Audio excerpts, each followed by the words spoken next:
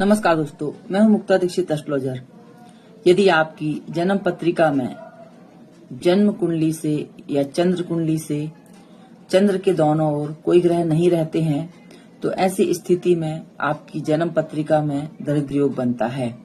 और चंद्रमा से केंद्र में भी यदि शुभ ग्रह नहीं रहते हैं तो भी जो है दरिद्र योग बनता है। और चंद्रमा पर यदि किसी शुभ ग्रह की दृष्टि ना हो तो भी दरिद्र योग बनता है।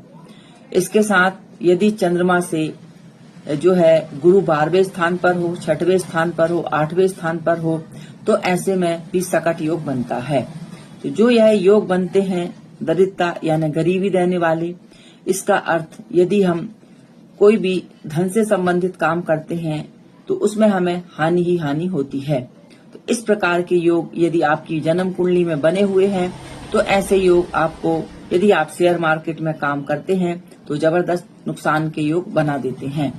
तो इस प्रकार के योगों को अपनी कुंडली में जांच परख कर ही हमें इस क्षेत्र में आगे बढ़ना चाहिए, क्योंकि ऐसे योग जो रहते हैं व्यक्ति को एकदम से कंगाल कर देते हैं, चारों तरफ से परेशानी आती है और व्यक्ति का सारा धन जमा पूंजी खर्च हो जाती है।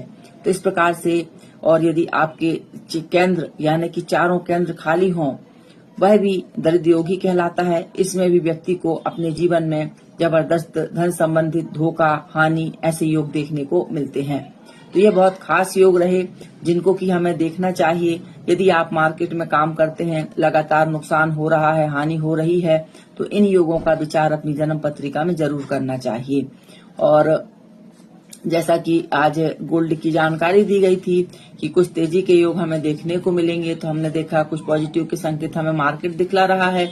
और आज निफ्टी बैंक निफ्टी के लिए जो प्रेडिक्शन हमारा निकाला गया था तो उसमें 1 बजे तक पॉजिटिव के संकेत कहे गए थे और 1 के बाद डाउन के संकेत कहे गए थे, यानी मार्केट गिर सकता है। तो वहां पर हमने डाउन ही देखा।